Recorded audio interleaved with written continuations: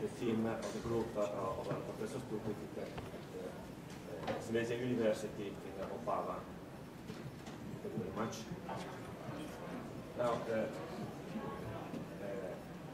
radiation reaction is an ubiquitous physical phenomenon which occurs in relativistic plasmas, more generally occurs for relativistic particles, and therefore it is a fundamental importance for developing a relativistic description of kinetic theory.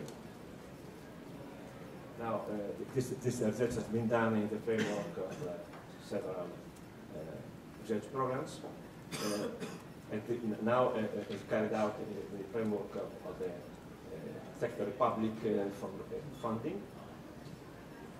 And the subject is deals with, in particular, is related to the Lazo-Maxwell statistical description, namely.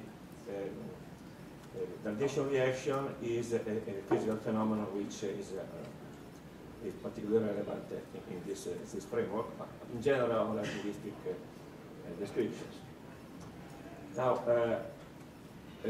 we know from non-relativistic theory at least that a fundamental requirement coming from,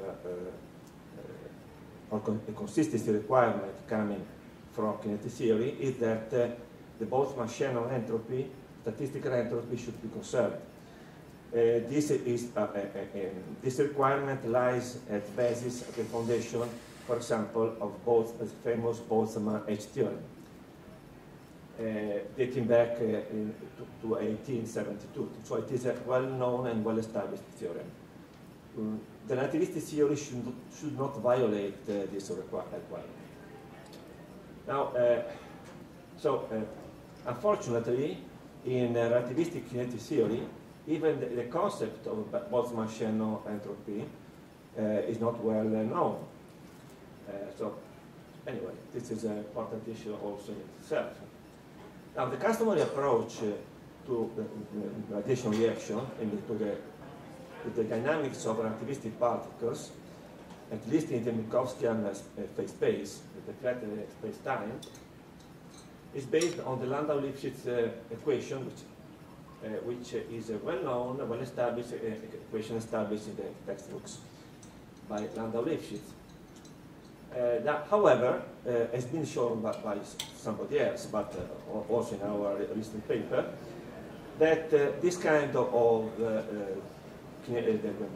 dynamical description gives rise to an inconsistency, namely a non-vanishing Boltzmann-Shannon entropy production rate. Basically, the Boltzmann-Shannon entropy is no more constant, contrary to what one should expect based on, the foundations of kinetic theory. Now, based on recent work we have done, Claudia and myself, here we addressed the first principle construction of the kinetic treatment. So, and we show that this difficulty can be overcome, fortunately. So this is a little paper which, in particular, the paper on which we have pointed out the Boltzmann-Shannon entropy, the inconsistency, is this physical review in which we have also shown how to overcome the problem. So this is the scheme of the presentation. I briefly. Okay, now.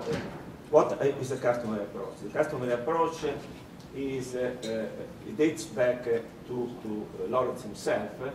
The Land equation is an acronym from Lorentz, Abram, and Dirac. And Dirac put in 1938 the equation in covariant form. But Lorentz had this brilliant intuition in 1892 of setting up the problem in the framework of an extended particle.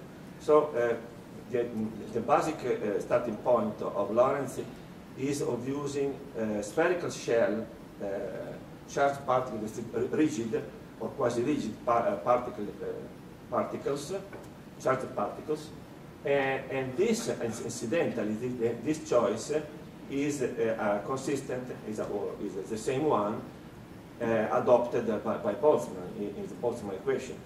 Boltzmann had neutral hard spheres, smooth hard spheres. So, of course, in the case of Lorentz, he also developed a relativistic approach. Namely, before the establishment of special relativity, of course, Lorentz started using it because he was the one to develop it, actually. Anyway, later Abraham pointed out a small correction in the equation developed by Lorentz, and then Dirac cast the equation in manifestly covariant form. Now, Dirac in particular later pointed out a great influence on the contemporary science. Maybe it is still a great influence, but the point is that what Dirac apparently believed is that the Lade equation is essentially non-Hamiltonian, is intrinsically non-Hamiltonian. And the same idea was apparently adopted, was shared by Wheeler and Richard Feynman. In fact, Feynman, his PhD thesis under the supervision of Wheeler, nicely tried to explain that his view or their view on the matter, pointing out that the impossibility, according to them, of developing Hamiltonian theory. So, and of course, this had a lot of influence. Later, Dirac, in 1949, published a famous paper on relativistic Hamiltonian systems, in which he tried to develop a Hamiltonian formulation. In this formulation, particular formulation by Dirac, is particularly wrong because he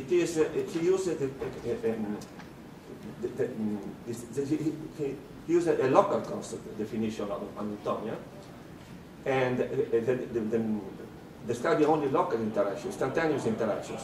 Of course, in relativistic systems, instantaneous interactions do not exist.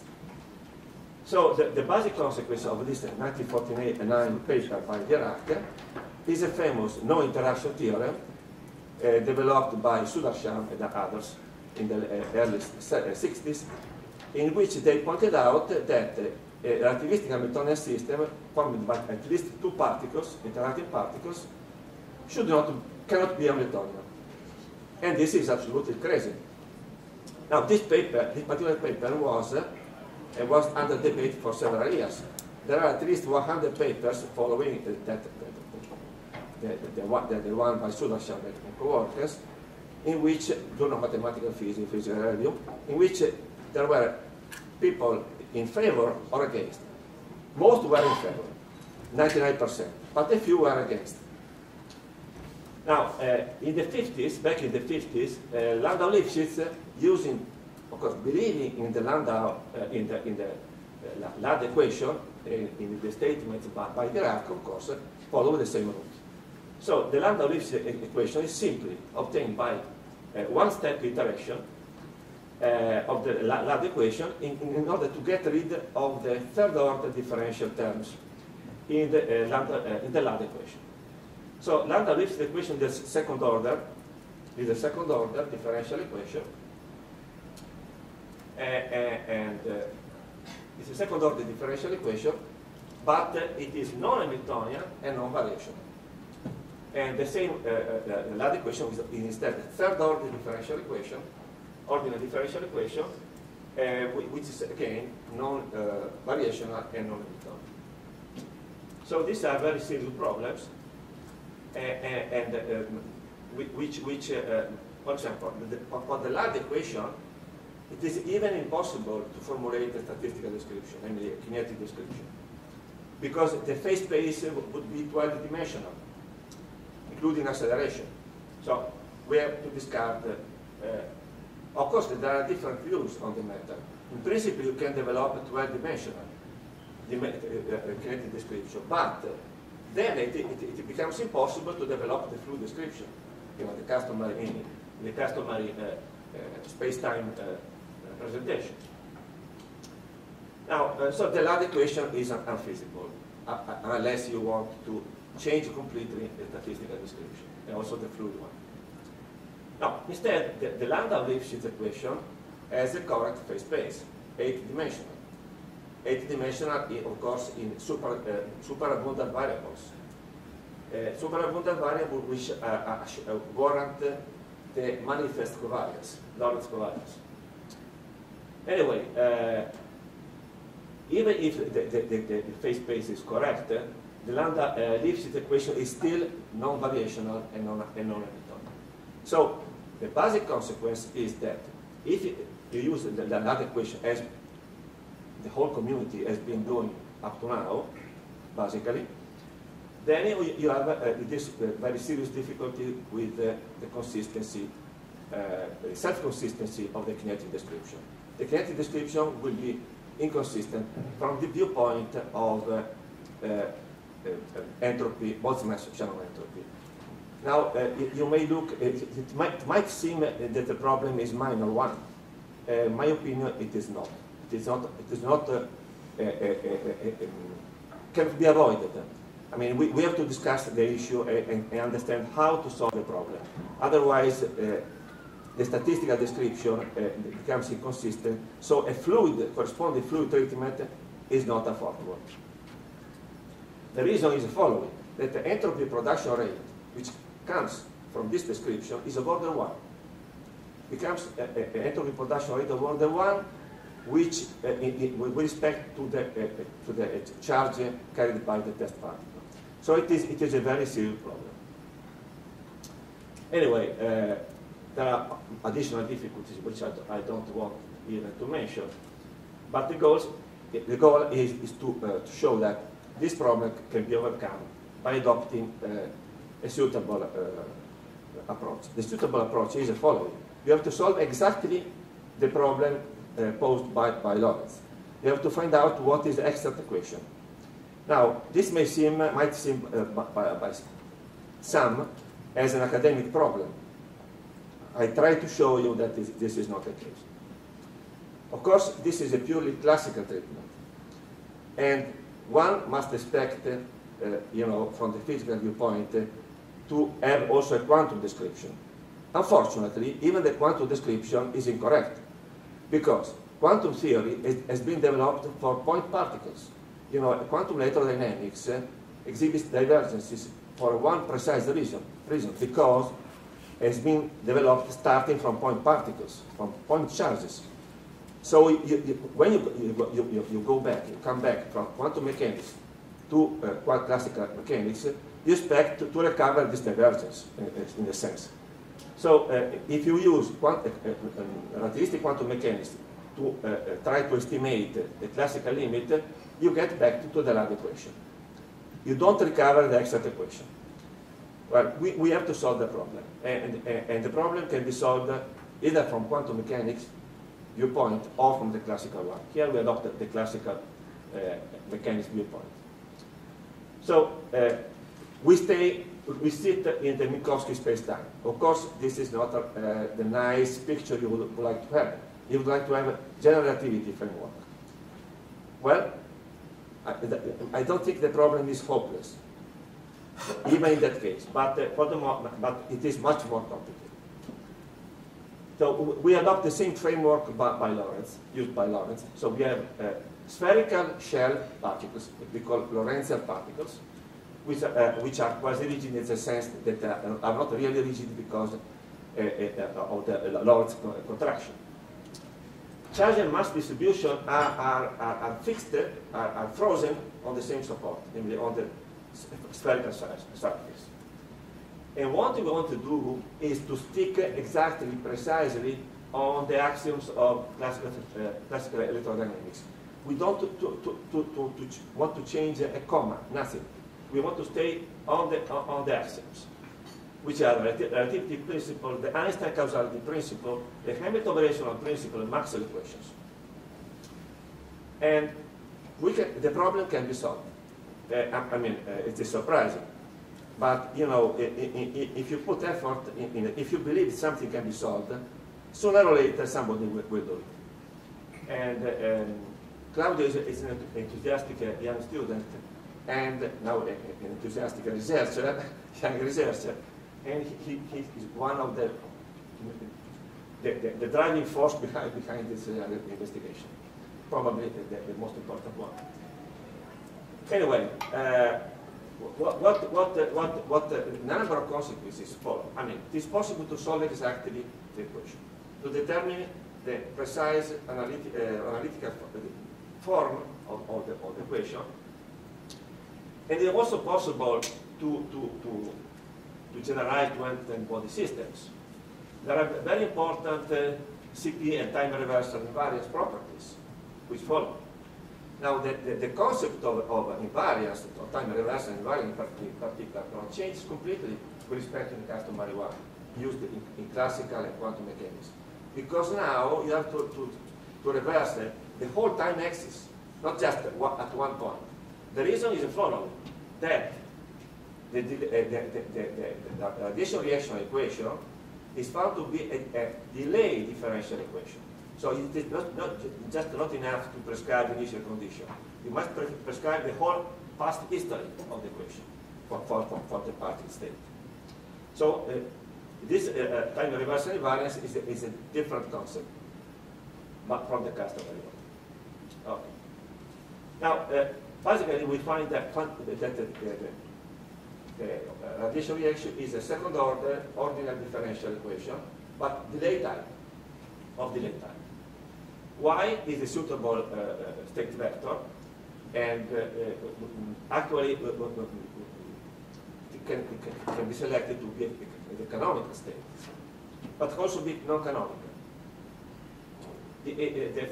But the point is that if it is canonical, then the vector field Y, here on the right-hand side, is conservative, satisfies the divergence-free condition. And the same condition is satisfied by other choices of the state, not necessarily only the canonical one. Okay, so the basic feature is, besides being variational, the equation is also Hamiltonian. But the Hamiltonian structure is quite different from the one hypothesized by Dirac.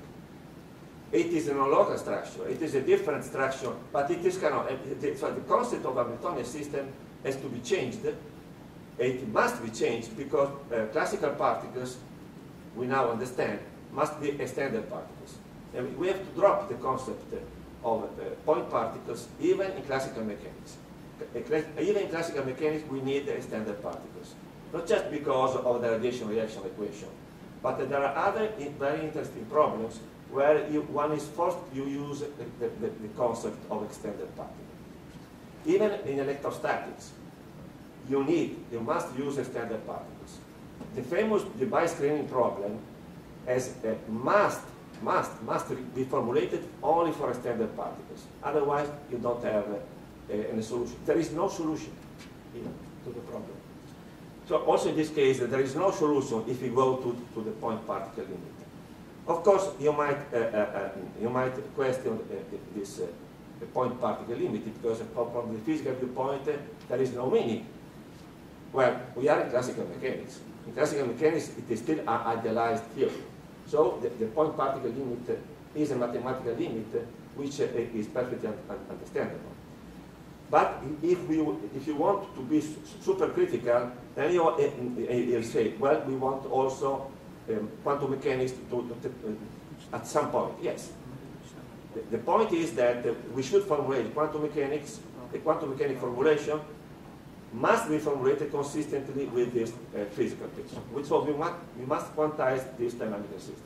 Oh, by the way, it is not a standard dynamical system because standard dynamical systems are determined by an initial value problem. So this is a generalized dynamical system. So the point is, can we formulate a statistical description for this kind of equation, for this generalized, yes, we can. And if you look at our papers, it is instructive how to see. how this is done. Retaining the Hamiltonian structure. This can be done for the exact equation, exact radiation relation we have pointed out. But of course, you would like to take into account also the asymptotic nature of the problem. Namely, it is obvious from the physical standpoint that the Lade equation has a physical meaning. In fact, this is a Hamiltonian structure of the problem, you know, with the actual effective Hamiltonian function which has to be determined. Now, this Hamiltonian structure depends on the self-potential, namely the electromagnetic force potential determined by the particle itself. Now, you wonder, what's the meaning of this? It's just a mathematical game? No, there are a lot of interactions which you call with different names, a lot of phenomena which occur in plasmas, even in astrophysics, which are actually radiation reaction. Now, we can just call some of them, but you know perfectly what they are. You know, for example, synchrotron radiation, cyclotron radiation. You know, you call comptonization, strange name, it's radiation reaction. Namely, it is simply radiation emitted from a single particle. Can we ignore this phenomena? No. Is MHD relativistic or resistive, whatever you want to call the fluid description able to retain this effect? No. The answer is simply the following, that there is no consistent kinetic description up to now. You have to start from the right one. But of course, you want to retain the asymptotic nature of the problem.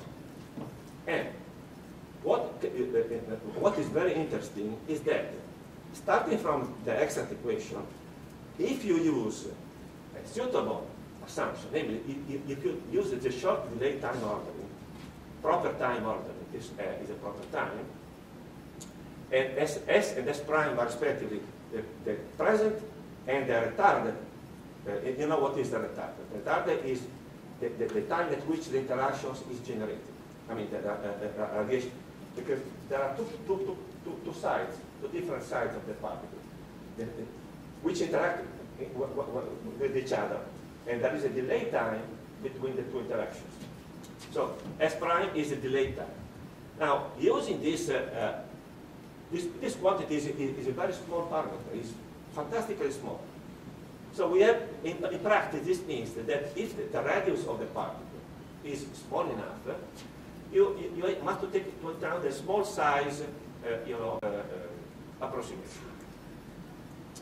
Now, however, two possible different, it is very elementary from the mathematical viewpoint. Now, mathematics comes in terms of Taylor expansions.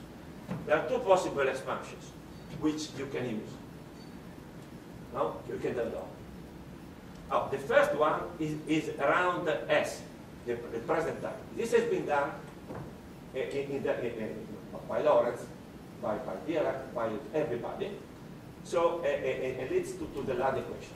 But the other one, you can expand also around the retarded time, S prime, and that leads to another equation, which we have pointed out recently. And this equation is analogous to the Lade equation. But then we can use an iteration like lambda Lipschitz, and we get an iterated equation. Basically, in this asymptotic approximation, the radiation reaction force is evaluated at a retarded time, at the previous time. Okay? So, and the result is simply the following. The equation remains second order differential equation, but it's a delay differential equation. Now, from the mathematical viewpoint, it's a very simple object. From the physical viewpoint, it's just nothing. I mean, it's just a Taylor expansion. There is no physical content in this. It's just a mathematical trick. But the basic consequence of this trick is that the equation retains the variational, the Hamiltonian structure. So, and this solves the problem. This is what we want to do. So, the basic implication is that we can use an asymptotic equation, which is second order delay differential equation. Okay, it's not a problem, mathematically. So in numerical analysis, you know perfectly how to handle this problem. So anyway, it is also interesting to display the relationship between the LAD equation and the new asymptotic equation. They are simply related by Taylor expansion. It's very simple. Very simple. Also, the Landau-Lifshitz equation is related to our asymptotic equation. But you must be careful. The Landau-Lifshitz equation is incorrect. It contains a mistake. And the mistake is that in the Landau-Lifshitz equation, in the original one at least, the electromagnetic mass contribution is ignored. That must be changed, otherwise the equation will not be related to our asymptotic equation. So the two equations are related by simple Taylor expansion. So I mean, this is so this is the LAD equation in particular. For example, this is well known. This is a third order differential equation because it contains second order derivatives for velocity. Of course, it is beautiful because it is manifestly covariant and so on, but it is not the correct one. Because it is a third order differential equation. It prevents us from getting, okay, let me go back to what I was telling. Okay, now, if you look in our papers, you find all these asymptotic equations, the derivations are very simple. Now, okay, so now I'll briefly sketch the derivation, the construction of the kinetic description, namely the Vlasov-Maxwell description. Of course, you would like to have also the n-body Liouville equation. This can be done, but this is much simpler. So we need the customary axioms, so the because classical statistical mechanics requires an axiomatic formulation. We also have the entropy maximization axiom, which gives us, which prescribes the initial probability density. So basically, this is the Vlasov-Maxwell description, where F mu is now the force acting on each particle, which in our case is just the Lorentz force, including the self force. Okay, so this must include the radiation reaction contribution. Now, in our case, Y is a canonical state. So this is well-known conservation property. So the Vlasov-Maxwell equation has this very simple representation. Now, what is a Boltzmann-Shannon entropy? The Boltzmann-Shannon entropy you must define in relativistic context, and also in the curved space-time, is the same definition, by the way. It's just the following. This is an integration on the 8-dimensional phase space. And here they have two Dirac delta. One is takes into account the forward velocity is just modulus 1, the real, the physical one, and this must be included. And the second Dirac delta is less familiar now, but essentially S is a proper time of the observer, and S of Y is a proper time of the particle. And when an observer looks at the particle, he must parameterize, must measure, must associate it to the particle position for position, or state, more generally, a given proper time. So when you have n-body system, it's the same. So rho is a phase space probability density in the 8-dimensional phase space, one particle phase space. Now, we can even use a non-canonical state to be represented in terms of the position, and for velocity, corresponding for velocity. So Y can be identified, for example, with this having this representation. Or if you prefer, you can retain the canonical form. Is the same. in the two cases, the Boltzmann-Shannon entropy has the same definition. Now, simply, if you evaluate the Boltzmann-Shannon entropy, in terms of the initial, using the plasma equation, you take this representation, where this is the velocity divergence of the for velocity, of the for force, sorry. And therefore, the entropy production rate has this very simple expression, which depends on the divergence of the respect of the for velocity of the for force. And this is 0 in our case. But this is not 0 if you use the Landau-Lifshitz. Now, if you use the Landau-Lifshitz, this becomes of order 1 with respect to the radius of the particle. Okay? Order 0, sorry. So it will not vanish when you let the radius of the particle go to 0. This is a very simple problem. Cannot be avoided. All attempts basically which try to retain the Landau-Lifshitz equations are simply naive, wrong. Okay, now the problem is that is there for the following. The problem is solved in the sense that in our presentation, even using the asymptotic form representation for force, for the radiation reaction force, for force, the entropy production rate vanishes. So this is our conclusion, and therefore we conclude that while if you use the Landau-Lifshitz equation, you get macroscopic irreversibility. In our case, we have macroscopic reversibility. Macroscopic means determined by the thermodynamic entropy. Okay. Now there are, of course, lots of problems still to be solved. And of course, the most important one is the extension to curved space-time. The big question is, what about the equations to be found in the literature? Are they correct? Well, a ring, the bell should ring in your mind. Is the equation variational? Is the equation Hamiltonian? If not, you have a whole orchestra playing in your mind. Namely, that is certainly wrong.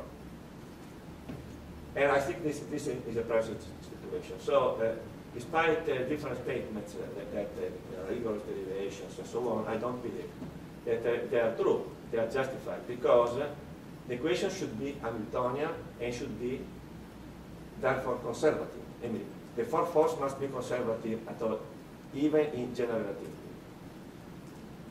Now, the dilemma is mentioned here. There is no dilemma, of course. There is no physical meaning in the apparent irreversibility. Now, this irreversibility, of course, would be apparent, would be reflected in the general relativistic MHD equations to be correct, if that is correct. Okay, if you want to retain really the radiation reaction. But in our formulation, it is not. So this apparent effect drops. Fortunately, we are reconciled with the Hamiltonian theory. We are reconciled with the Boltzmann H theory. So Boltzmann stays quiet and will not be troubled by these conclusions. Okay. Thank you.